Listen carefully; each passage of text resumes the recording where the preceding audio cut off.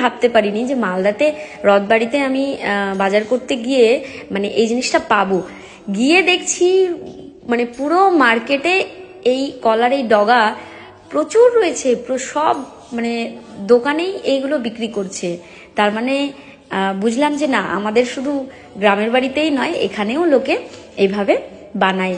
তো এটাকে কি করতে হয়, পুজোর 2 দিন পরে কোনো নদীতে বা পুকুরে যার যেটা আছে বাড়ির পাশে, সেখানে কিন্তু প্রদীপ জ্বালিয়ে, যে মোমবাতি কেউ জ্বালাতে পারে, কেউ ধূপকাঠি, কেউ যে যেটা পারে সেটা জ্বালিয়ে কিন্তু ভাসিয়ে দেয়।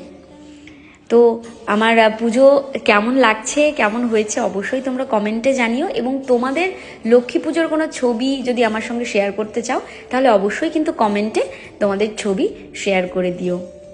জানি ভিডিওটা অনেকটাই লং হয়ে গেছে, তো এতক্ষণ ধরে দেখার জন্য তোমাদেরকে সত্যি অনেক অনেক থ্যাংক ইউ। আর সবাই অনেক ভালো থেকো, সুস্থ থেকো, খুব ভালো থেকো। Thank you.